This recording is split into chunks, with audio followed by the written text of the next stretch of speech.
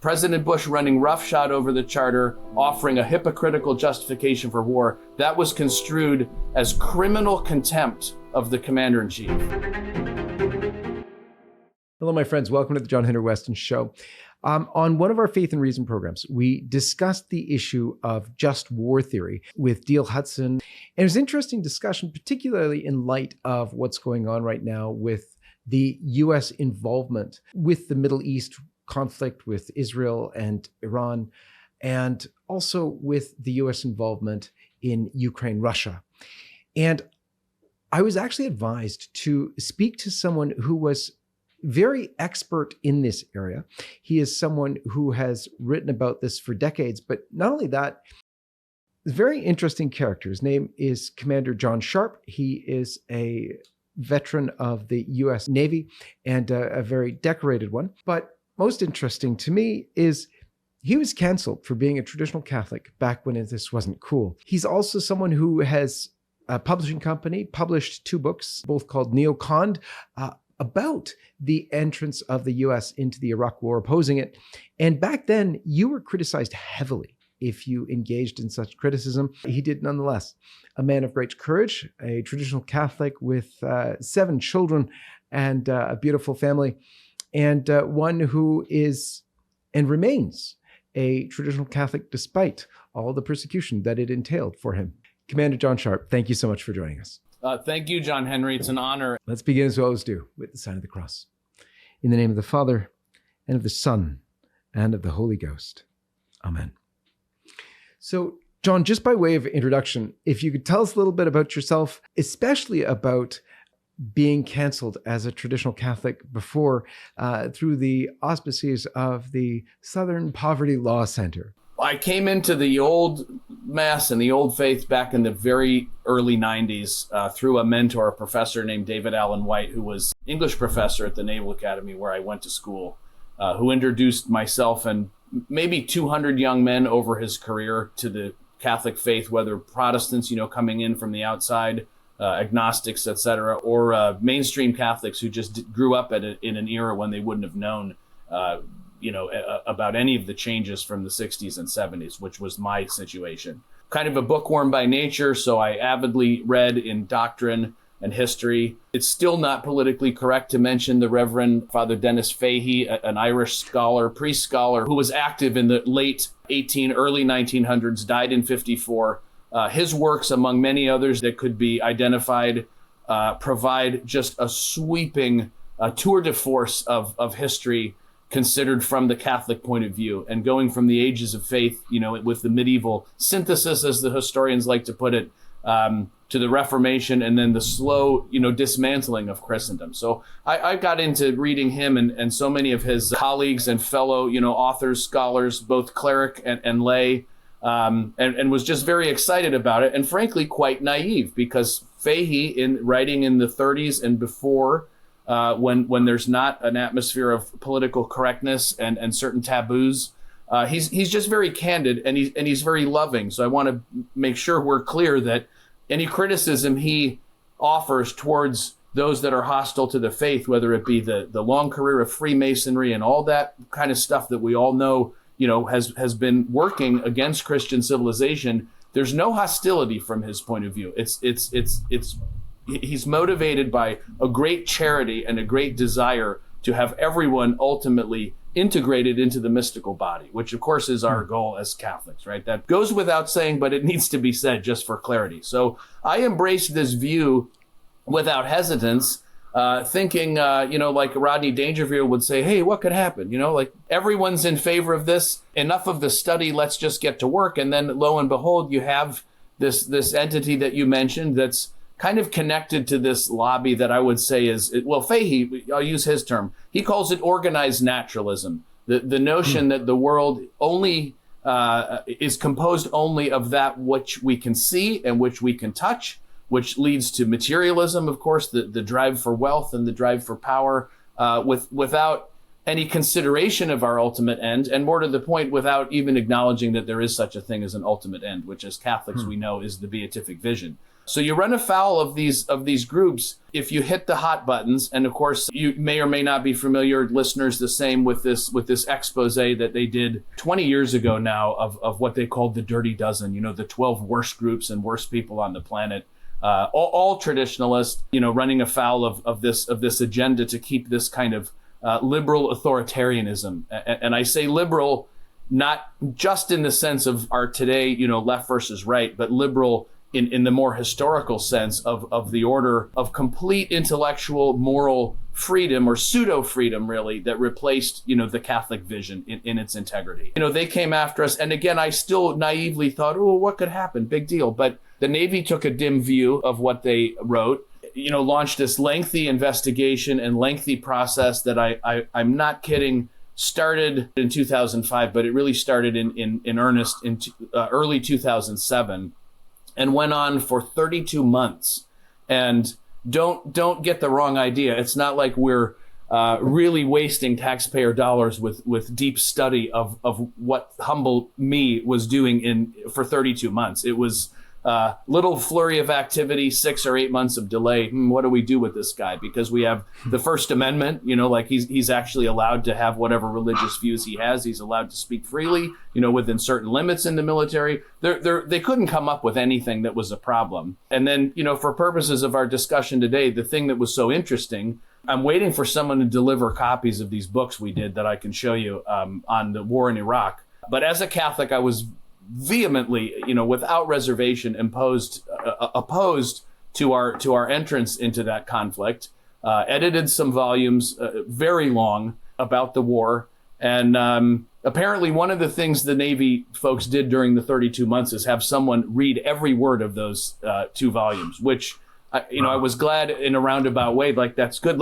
Maybe we could have everyone read those, and then, we wouldn't get ourselves in such trouble. I was told later, by kind of a friend on the inside who was leading the legal team on the government side, the SPLC charges of, anti-Semitism and hatred and bigotry, that didn't fly because there's no evidence. It's just, it's an ideological claim rather than, factual evidence that they could obtain. So they scoured these books and literally, John-Henry, they found a single line from among maybe 80 or 90 little introductory blurbs I had written, because the book was a collection of articles by scholars who are beyond me in all of the different fields. And I was a servant just pulling those voices together and maybe having seen the whole vision, giving a little sketch of how does this deep dive on a certain subject fit into the big picture. So there was one line in one of those introductions where, and we may come to this in our conversation,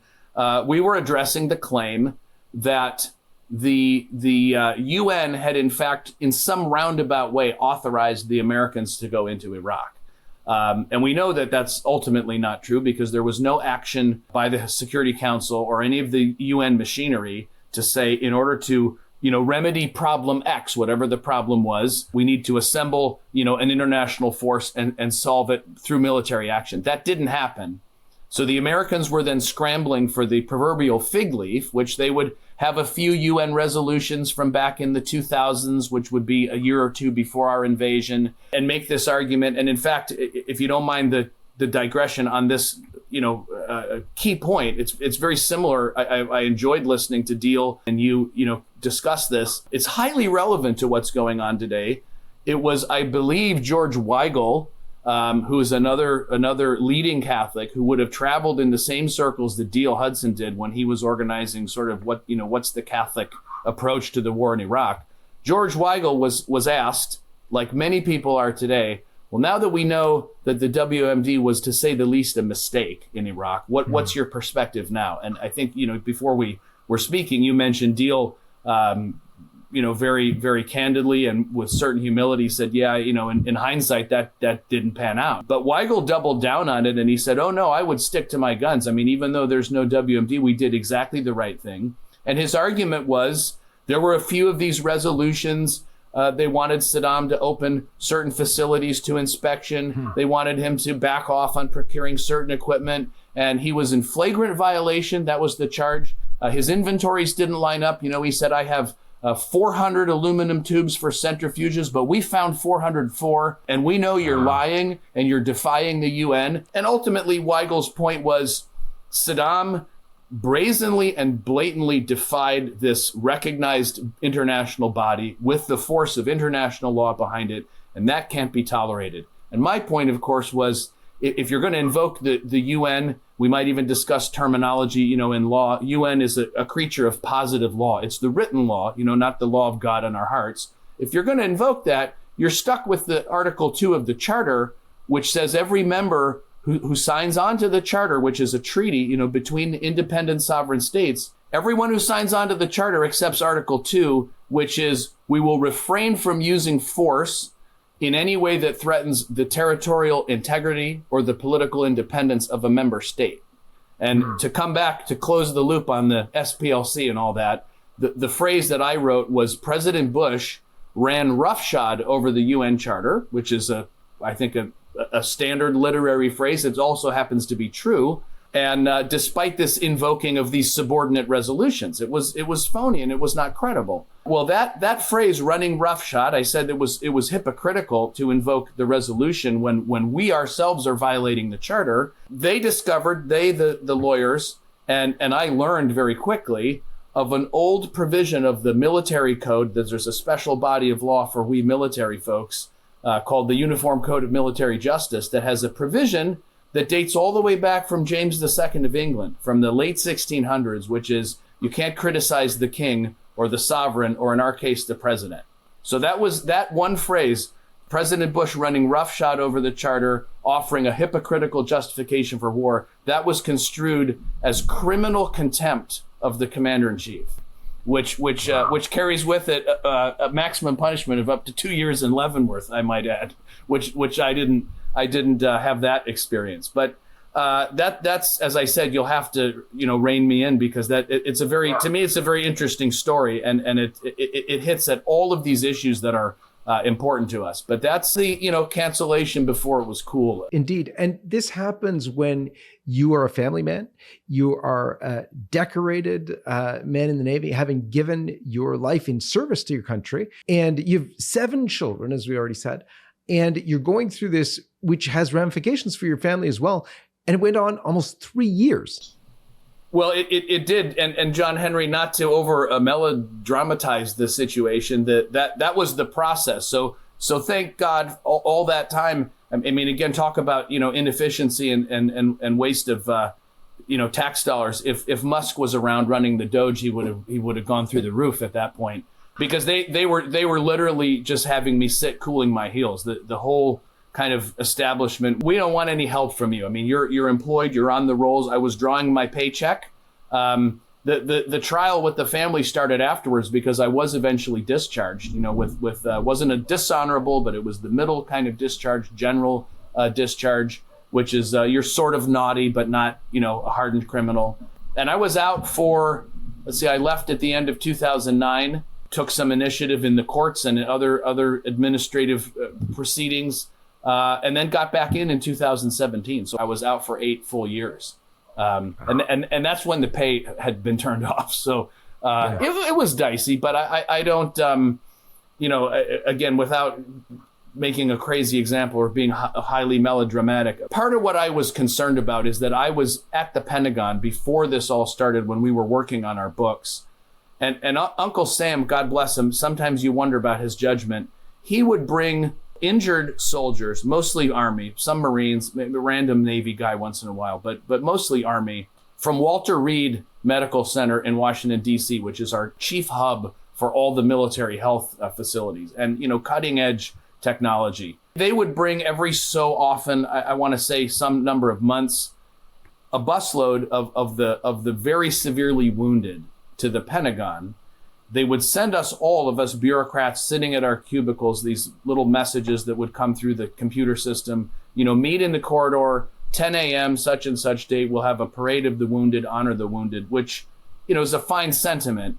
But I couldn't escape the feeling that as we were all summoned to the corridor, including many high-ranking officers, I mean, I was by absolute standards, I was middle management. So we have, multi-star generals and admirals coming out to the corridor, lining the corridor, as these young men and women, mostly men, I guess, that's good in one respect, being wheeled, because they're all in wheelchairs or worse, down the corridor with the most horrific injuries, amputees, missing limbs, gigantic bandages, pieces of skulls missing, and we're expected to, and by all means applaud. I mean, to me, you want to give the men and women a hug, and like literally get on your knees and embrace them and say, God be with you. Like, what, you can't really find the words. But to me, it was also an outrage, because all the time I'm thinking, I started with an intelligence background, and then I got way out of that into like a very mainstream line of work with the military. But I knew enough at the time, John-Henry, to know how the system works and how we believe the stories that we tell ourselves. If there's an agenda to do something politically, all of the pieces can be put into place. It can be done in a way where those who have sensitive consciences about telling outright lies can be handled in a way where you can say technically what's true. I mean, as Catholics, you and I've read enough Jesuit manuals to know what mental reservation is, right? And it's it gets very, very gray. That's why the manuals of casuistry are 5-6 volumes of 1,000 pages each. But I knew enough instinctively and with what I had seen personally to know it was an outrage. Whatever was going on in Iraq that was a problem didn't warrant this kind of carnage. And of course, you know what the ratios are like. On our side, for every one wounded, there's 10 or 100 on the other side. Mm-hmm. Wounded, killed, maimed, without Walter Reed, to have access to. And that's why I should say, having listened again with great interest to your conversation with Deal, I can't fault Leo XIV really in any way for saying war's not the answer. I mean, I understand. So we're not Quakers, so we do defend ourselves. But that last resort prong of just war, along with the other ones, is when you've seen that, it resonates very loudly. It's very, very strong. For U.S. residents, creating a will has never been easier. Thanks to My Legacy Will, an online platform free of charge, you can now create your own will and choose to include LifeSite news in it. Specify where your funeral will take place, the number of masses to be offered for your soul, and how your estate would be distributed. We would be deeply grateful if you remembered LifeSite news in your will. Visit mylegacywill.com/LifeSite news. Thank you for your support, and may God bless you. Why don't you lay out for us the principles of just war theory upon which you based your rejection of the war in Iraq, and then we'll apply it to what's going on in America today. The key one, of course, is having a just cause, which at the end of the day resolves into what is basic common sense, which is there's got to be a justifiable reason for going to war. I will digress for a minute, and if it gets a little too esoteric, I rely on you to keep it at the level we need to keep it at. But it's really important. We started this by the grace of the Holy Ghost. That our discussion has evolved with talking a bit about the UN. The jury's a bit out on the UN. Conservatives traditionally over the last 100 years, or really what's his career from the 40s is we're at 80 some years now. Conservatives always resist these international bodies because it's an infringement of our national sovereignty, right? Especially Americans, we're very jealous of that. Our sovereignty sometimes is so large that we want to extend that. I don't know if you plan to sign up for the 51st state movement or not, but that sovereignty tends to be so sovereign that other sovereignties tend to trickle in comparison, which is why a plug for our friends Belloc and Chesterton, the great Catholics who talk distributism a lot in the economic order about economic sovereignty. Well, the Catholic position is really just distributism in geopolitics. Every nation has a right to its own livelihood, its own economic production, its own productiveness, its own culture, its own language, its own traditions. And so there's a tension between the international bodies and the individual nation states. The same way if you envision in the Old West before, when it was just pioneers and it was just, a guy and his family, a couple of guns and a wagon, and there is no law and order, it's every man for himself, right? He has no choice but to take the law into his own hands. And this is where our concept of vigilante justice, once you have a established system of courts and laws and criminal charges and procedures and appeals and, the whole mechanism of legal process against those who would violate the criminal law, it's also a crime to take the law into your own hands. So the thing to keep very clearly in mind is that the war-making power of a state has this element, distinct from the UN and distinct from the international body, has this element of the state taking the law into its own hands. So if the state feels with its sort of judicial power, it looks at facts, it looks at, there's some infringement of rights that's going on by another nation against the actor. So let's say the United States. I mean, if you don't mind, we can kind of flesh out the principles with reference to what we'll talk about, for right this moment. Indeed, please, yeah. The argument is something along the lines of, we, the United States, even though we have signed on to the UN Charter, which brings with it the International Court of Justice, which is part of the UN system, but as has been widely reported for 20 years, in fact, the president who took us into Iraq was the one who decided not to sign on to the International Criminal Court, which I'm sure you've talked about a little in your show, because, the theory is, unfortunately, this is our big American sovereignty again. We don't want to sign up for that because we don't need our soldiers being arrested somewhere when we elect to take military action. So, interesting point. But there's that internationalist kind of tension, and then the reservation of sovereignty to a state, and again, for the United States. So our argument is, our intelligence community and our, observers of the world scene collect facts, and then we make an adjudication. So this is where sort of the judicial part of the government process comes in. And if the result of our adjudication is to conclude that we have no choice, one of the many principles of just war is it's got to be the last resort, right? In other words, we can't just rush to take military action, but we've got to be forced by the force of evidence into this regrettable conclusion that no further diplomacy will work, no more sanctions, no more international machinery. We have no choice. The only thing that's going to get us relief from whatever the problem is military action. So that buttonhole that or put a pin there for last resort. But the essentials of it is that the nation evaluates the situation, comes to this conclusion, military force is necessary. The key prong that I mentioned at the beginning, the just cause, Thomistically, Deal mentioned, his facility with St. Thomas. Thomistically, it's an answer to the question, why? Why do you feel that arriving at this sort of irreversible point of no return is necessary? This is where I part ways with what's happening now, and I parted ways in Iraq. When the nation believes that war is necessary, that conclusion must be driven by something that is doing harm to the nation that proposes to go to war. In a way, let's take kind of the Old West, model. Cattle rustlers coming along, stealing your cattle, killing your cattle, burning your homestead, breaking down your fences. That goes on and on and on. You maybe have a meeting with him. Let's meet at the saloon. I'll get you a beer. We'll try to talk about it like civilized men. You do that as much as you can, and at some point it just doesn't work anymore. The reason why in that setting you're allowed to get a posse and go after him, or at least shoot him as he's coming to steal your cattle, is because there is no authority to whom you can have recourse, because you're the authority.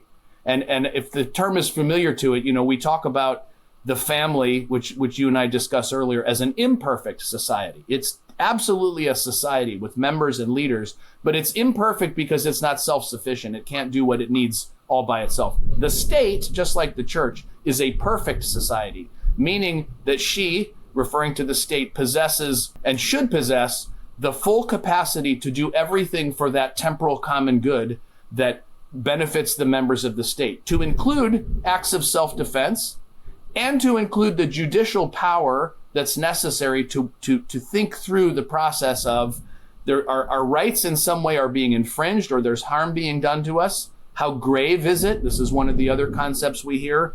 Is there any other way to fix it other than to go to war? And then if you've exhausted that whole process of thinking, then you get to the point where, yes, the state is allowed to use military force and frankly to commit acts of violence. I mean, war is killing people and breaking things, and you're allowed to do that to just kind of reset everything on this process of the state making its own decision. The reason I had such trouble with Iraq, and the reason I have trouble with this now, is even if we do what we're supposed to do as good soldiers, or in my case, as a good sailor, or in your listener's case, as just good citizens. You follow St. Augustine, who says, well, we must give the government the benefit of the doubt. The authority who's entrusted with these matters is always entitled to the benefit of the doubt. Based on what I saw in the run-up to Iraq, that's a hard pill for me to swallow. Because when you know enough, you realize, frankly, if someone's talking nonsense, you say, well, yeah, you have the benefit of the doubt, but I can overcome that doubt with facts and with evidence and with research. But if we start with benefit of the doubt and we listen to all the claims that have been made, I was just, brushing up for this. You'll get a kick out of this. And it's a huge thunderstorm coming through, so I hope it doesn't kill us, kill our connection. If you see some, glitch, that's either, NSA and Mossad or just Mother Nature who's after us. But listen to some of these little quips, which are very resonant today. Judith Miller, a famous New York Times, kind of disgraced New York Times reporter, writing in 2002, evidence suggests Saddam Hussein is attempting to buy thousands of specially designed aluminum tubes for his centrifuges. Condoleezza Rice, this is the famous one you heard a million times, John Henry. There will always be uncertainty in the evidence, but we don't want the smoking gun to be a mushroom cloud. And this was repeated. This was hatched in, I won't say it was, the deal ran this outfit, but this was hatched in these discussions of how do we sell this war to the American people. And that one phrase, I'll drill down on that for a second. There will always be uncertainty. So that tends to be the judo move that diffuses all scrutiny. I admit there's uncertainty. Like, are you certain? Can you prove that the Iranians are enriching to 90%? Can you prove that they've violated this agreement with centrifuges and storage? Well, no, there's always uncertainty. So now that argument is kind of, it's gone. It's like, I acknowledge there's uncertainty, but we can't take the risk, because if we were certain, we would know the consequences would be very grave. So we come back to this, kind of last key principle, which is giving the authorities the benefit of the doubt. The way I approached Iraq and the way I approach this is, let us presume, as we're obliged to do, that everything the authorities say is correct. All the conclusions they draw from the intelligence, we accept those, or as the lawyers would say, we'll stipulate that that's true. Is it enough to say that because Iran is pursuing the technical capacity and the raw materials, to take those raw materials and advance them to a next stage of processing, which then would become the raw material for a weapon, which then may or may not be used against another station? So you see there's like 4 or 5 building blocks of conditions, none of which our government officials even claim certainty. I mean, I thought it was great when you mentioned Tulsi Gabbard. Like, what about, just 3 months ago, she said they're not pursuing a nuclear program. Is there any world in Catholic thought where we could say a potential enemy or a threat, to the good of the nation, that, again, remember, the concept is that this other enemy nation will infringe very central intrinsic rights, like that's where the Catechism refers to it as damage that's grave and lasting. But if you don't mind taking a page out of the conversation you had with Deal Hudson, they tend, with respect, to short circuit that analysis, because with the idea, with the mushroom cloud comment. Well, a nuke going off in Boston, that's grave. Well, yeah, no one disputes that. I agree that it's grave. The question is, can we, invert the logic to walk ourselves back to justify intervention by force of arms, when all that we're certain about is that there is the possession of a technical capacity with all the infrastructure to enrich a raw material to a certain stage, which then must be enriched further, which then must be assembled, developed, etc. And then the elephant, as far as I'm concerned, John Henry, in the room is, we can debate, and we should, the world should debate whether nuclear weapons should exist, right? Our famous Cardinal Ottaviani, the great, intransigent, solid Catholic, he took a dim view of nuclear weapons, let's put it that way. And the anecdote is that when he gave an allocution or a presentation at Vatican II, supporting one of the phrases, and I believe it's Gaudium et Spes, but you'll have to fact check me on that. But in one of the Vatican II documents, I think that's correct, that has some very harsh things to say about nuclear weapons. He endorsed it, and the report I get from my sort of peacenik Catholics is that he received the longest and most powerful ovation from the Council Fathers during Vatican II by endorsing this Jeremiad against nuclear weapons. And that's where the gravity comes from. But the question then becomes, if these original members of the UN, United States, Russia, China, France, England, plus the others, Pakistan, India, now North Korea, I'm sure I'm missing a couple, and of course the Israelis with their reputed, large assembly of nuclear weapons. If all of these nations claim the right to have nuclear weapons for whatever purpose, our doctrine is its deterrence. Our doctrine is it's ultimately like the last thing that will impede an armed invasion of the United States. Is there a reason that another nation coming to possess nuclear weapons should trigger an immediate armed intervention? Especially when the diplomatic process, which has been going on for 25 years, was again back in motion. This is the other thing we're told about this current circumstance. President Trump gave them 60 days. The day before, the Israelis are already loading their weapons and taking advantage of the fact that as there's a public discussion of the negotiation, the Iranians are put in this position of, okay, we'll come back to the negotiating table. And even if we're going to be stern negotiators, even if we're not prepared to give up, I'm not going to go into hiding because we have a meeting in the morning. And we know how that turned out. So I'll let you, intervene and guide us where you want us to go. But there's so much to unpack here. It's just really, it's very interesting, but but these are like life and death issues, Indeed. In fact, it's very much like we've taken on Minority Report, the famous Tom Cruise movie, where you are going to charge people with crimes they could or will commit in the future based on your prescience or they had these anyway. 100%, and that's the danger of it. As you can tell, I do a poor job of reciting the catechism because there's so much built in. These points of just war, like just in terms of a visual aid. I pulled a couple things off my shelf. This old book of I'll just tell you real quick, 500 plus pages.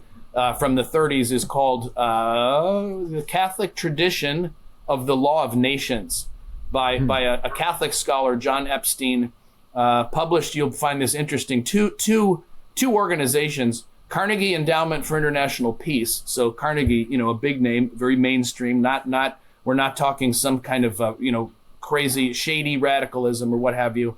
And then another entity that is unknown. It's covered in our books, the first volume, called the Catholic Association for International Peace, and the effort of that group, which assembled international lawyers, jurists, historians, scholars, Franciscans, Dominicans, Jesuit, like a whole team of 20 or 30, just cutting edge. The level of scholarship, John-Henry, that you would, I'm sure there was interplay and intermingling of these folks. The Harvard level lawyers who would write international law sections of the Army Manual for Land Warfare from the 50s, where it would lay out, rules of engagement. When are you allowed to go to war? What are you allowed to do in war? This is just war thinking, which the church has given to humanity, that's then distilled into principles and tenets, that are actionable at law.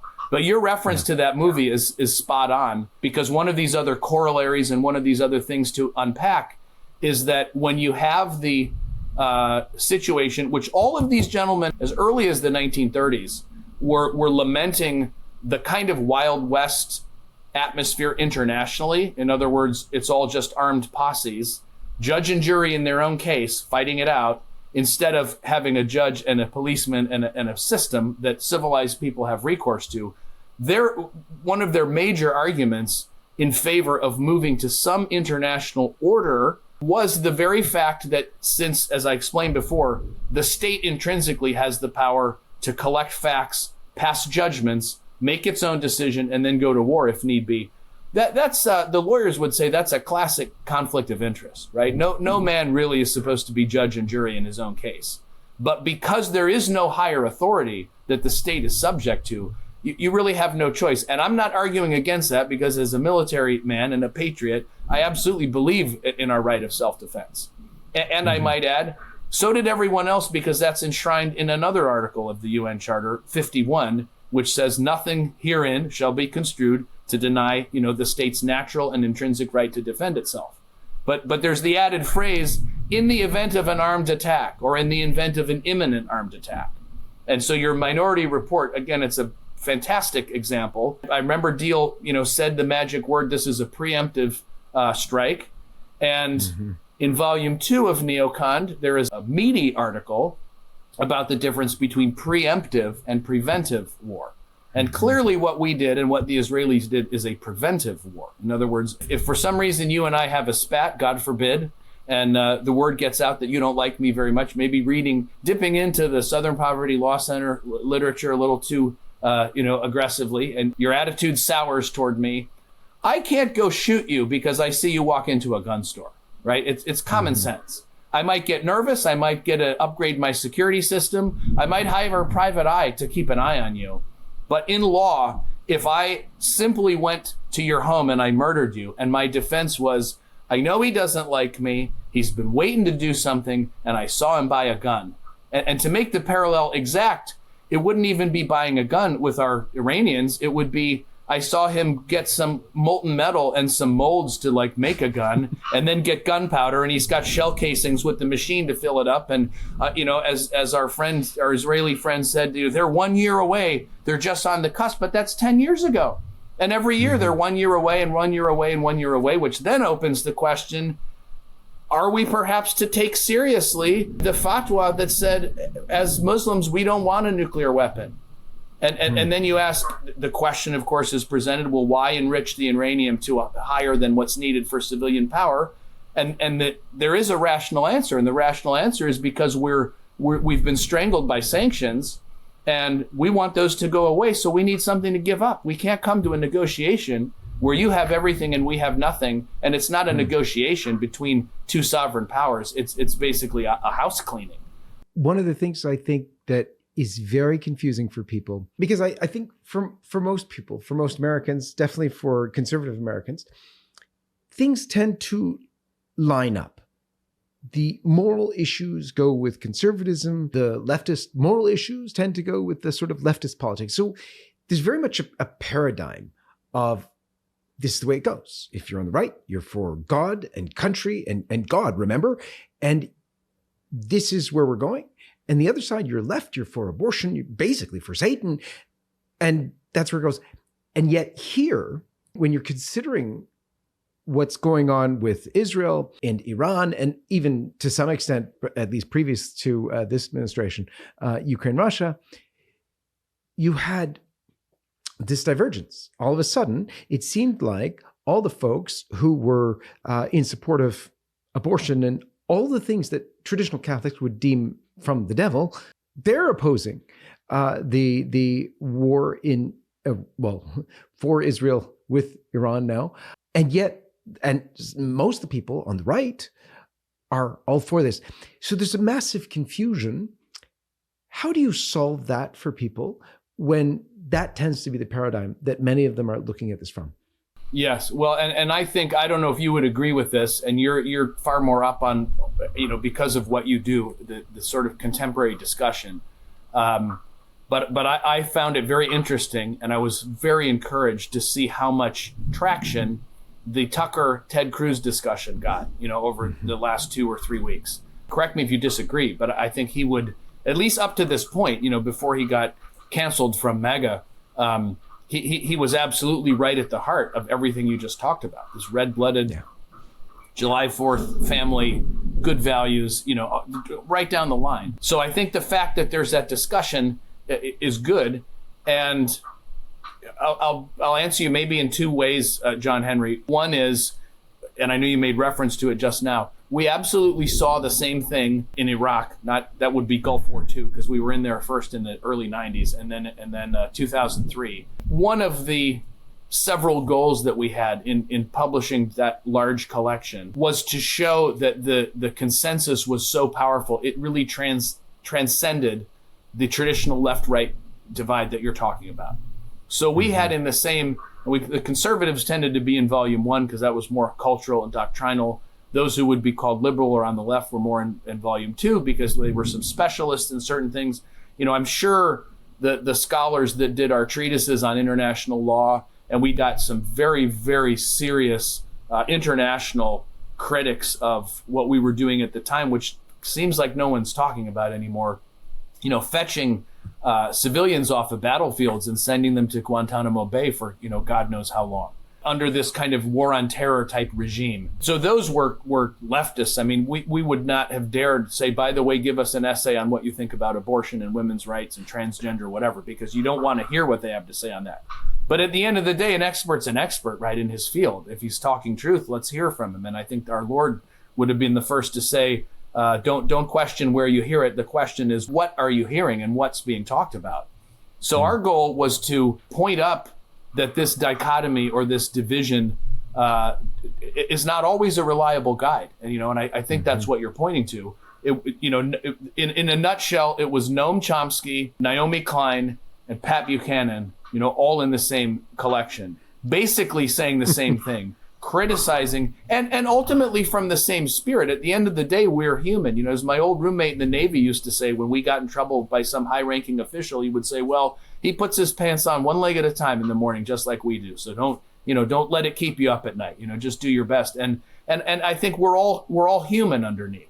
Neither a leftist nor a right-winger wants to be incinerated in an unnecessary war. None of us want our kids to be sent places. And I can tell you, John-Henry, you may have seen it in the far too long biographical sketch that I sent you, that as a result of my interaction with the military, I picked up what is kind of a side job for me now, which is helping a lawyer represent, young men and women who get cross-wired with the government, because they're getting kicked out for this reason or that.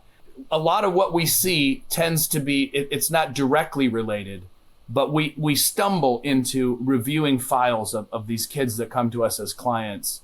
And the PTSD and the trauma that's triggered from combat experience is overwhelming, and it's unimaginable. And it's highly medicated, so it just gets you into a spiral of, I need my meds, I'm not improving, I need more meds. And the kind of anecdote about the down and out, drug addicted, impoverished Vietnam vet, sitting on the road under a bridge somewhere. I mean, that's a real thing. That's a real thing. And that's what I think, regrettably, as you go through these just war criteria and you think about one of the many bullets that Deacon read to you, the other day, is the harm that's caused. Is it outweighed by the evil you're trying to stop, or will the harm you cause outweigh, in fact, the very evil you go to correct?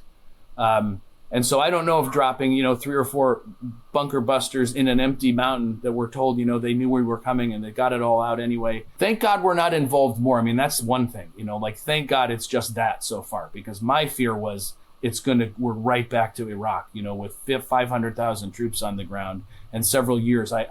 It may happen, and God forbid that it goes to that direction. But that's what Iraq was producing, is these guys coming back permanently maimed. Stories of them attempting suicide in a hospital, because one of the other ironic developments is the technology for prosthetics and the life-saving techniques on the battlefield are so good that you end up surviving as half a person, whereas in the Civil War and back in that area, you would have had your last rites, made a good confession, and bled to death, and that would be it. Which as a Catholic we can say maybe that's preferable. These kids literally pieces of skull missing, and they a lot of them try to kill themselves. Say I don't want to go on, and that's I don't know how you weigh that human cost. Against whatever the argument is in your uranium and this and that. We talk all the time to mothers and fathers whose kids either didn't come home or who came back, as half a person. It's very difficult, to find the words that suit the situation. And again, that's not to mention what's the cost on the other side, which frankly, we don't see a lot of. But what's a more realistic analysis from your view of things as to where things might go? It's very serious. If you look at world politics, over 400 or 500 years, and you ask yourself, well, what does the dismantling of Christendom mean? What does it mean? What it means is that the moral order, which was by and large recognized and accepted, even if it was not honored all the time, admittedly, that moral order, both intellectually and then in the practical manifestations that made that order work, and frankly, that enforced it. I mean, all of this just war tradition comes from a very basic Aristotelian and Thomistic understanding that there is a coercive power that God has been given. It's right out of Scripture, where you can correct me. I'm pretty sure it's St. Peter who said that God, sent the kings to chastise the wicked, right? Like that whole notion of punishment, it's real. And it's a power that's given to man. And so this is where the war-making power comes from, is that, yes, if your nation is being assaulted and there's no other recourse, neither to an international body nor towards, further diplomatic discussions, yes, you have that chastising power. But I think as Catholics, we have to say, and as students of history, that was only kept in very, very precarious check by a moral order, where if you happen to have two sovereigns or two, feudal lords, two kings who were disputing, but who had enough sense of all of these things we've been talking about, the human cost, ultimately the hopelessness of war. I mean, I guess I'm talking myself more and more into really not just kind of tolerating, but really supporting Leo XIV's comment, because it's not a solution over the long term. Presumably these sovereigns had some sense of that, and they were prepared to go before the Pope, who was that international authority, as an arbiter between Christian powers. You probably know the story of how firmly and almost violently St. Pius X warned the emperor of the Habsburgs, don't go to war. Like, we understand your honor was offended in a grave way with the assassination of the Archduke. But Pius, one of the pious stories about Pius X is he died from a broken heart, because he said, this is not going to fix it. And historians will tell us World War II is really a continuation of World War I because of all the redrawing of the map. And some are saying that what's happening now is a continuation of that, because so much of what's in the Middle East, and I do have an answer to your actual question, John-Henry, this is it. But all of what's going on in the map now in the Middle East is all the fruit of Versailles and afterwards, right? And even before that, all of these semi-artificial boundaries where the Brits and the other powers kind of carved up pieces of the Middle East. When Syria fragments, that's the fruit. When we went in saying we're going to restore order in Baghdad, you remember our friend Wolfowitz said, well, Iraq swims on a sea of oil, so that'll pay for the war, no problem. And now we're at $37 trillion in debt, on the cusp of adding another 5 to that, over the years. With all that said, the question is, can the United States back itself out of maybe two phenomena? One that we've talked about, the big guy on the block, we have to sort of throw our weight around in every situation. Are we prepared to let other countries have a spat and fight it out, unless maybe they both come to us saying, let's arbitrate? I mean, I hate to say this, but I thought it was a little rude when Putin very quickly volunteered communicating with President Trump, how can I help with Iran and Israel? And Trump said, something not uncharacteristic, like, go mediate yourself. I'll take care of it. Okay, well, I mean, it's a little flippant when you consider the human cost, like what's at stake, right? So we have to hope and pray and lobby and work to the limit of our capacity to get us into this a little bit more humble frame of mind, first of all. Second of all, I think we have to be very honest. It's painful. It's a little, some of this kind of came up in my, canceled before it was a cool story. The situation with Israel having been created on a piece of territory that was inhabited for centuries by another people, namely the Palestinian natives. Just look at historical maps. 1948, there's one size, then it's bigger, then it's bigger, then it's bigger. West Bank is still under pressure. Lebanon's under pressure to the north. The Gazans, just just Google Gaza and get some of especially the footage that's not kind of highly managed, by the mainstream media. It's atrocious. And I think the international community and our leadership has to at least, to go back to St. Thomas, he started each article of the Summa, what's the question presented? Let's not worry about the answer. We'll schedule the disputation for later. What's the question? We have to have the courage and the candor to say, one of the questions presented is, does the conflict between Iran, Syria, Iraq in its previous manifestation, probably still part of Egypt to some extent, Jordan, they're good, fence sitters, the Lebanese, the conflict between that loose affiliation of states and Israel, is it really just that they're all Arab or Persian fanatics who hate Jews and just want to repeat, the crimes of World War II? Is that what it is? Because if it is, okay, well, we need to deal with that. And maybe Deal is right. Maybe the bombs just need to start falling. But if there's an argument on the other side, which is, the Irish, they fought the Brits 8 centuries, probably, to get them out. If the argument is, you're familiar, I'm sure your listeners, with the Balfour Declaration, the very famous statement, fully public, nothing secret, where the British Foreign Ministry said we'll support a Jewish homeland in Palestine. And there's an important, I pulled this just thinking of this today, an important rider in that declaration from 1917. Nothing shall be done which may prejudice the civil and religious rights of existing non-Jewish communities in Palestine. I think that's one of those questions where it's enough to present the question and it answers itself. So if this extended conflict, this frankly sort of greater Zionist problem, is really just with caveats for, I'm not defending anything that anyone's ever done that's wrong, acts of violence, terror, whatever. It's not the point. The point is, if this is the essence of this conflict, and when the Iranians say, well, the state that doesn't want us to support the Palestinians doesn't want us to be able to defend ourselves, therefore we may not have a nuclear weapon, therefore sanctions need to be tightly enforced against us, and perhaps the only way to get those sanctions lifted for the good of our citizens is to at least have some bargaining power, not your revolver that you're going to shoot me with, John-Henry, but maybe a few bullets and a forge over here, where I can at least put a pistol together so that when you and I make a deal, you can say, well, I'll give up the parts to my pistol in exchange for you letting me go shopping. That just seems reasonable. And I think against the background of what the Middle East is and what it's been for the last 100 years, we have to face that. We have to face it. And I know on your program and your authors, and Micah and I, of course, talked about this, and I know you've had McGregor that you've spoke to, Colonel McGregor.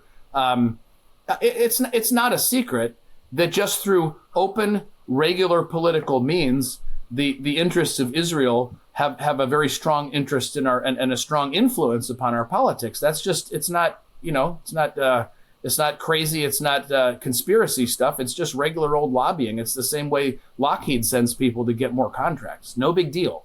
But unless we're prepared to face that and say, wait a minute, let's go back to that phrase in the Balfour Declaration and walk that back and figure out how are we going to solve this problem in a way that's fully equitable and where we just start talking plainly, where we talk plainly.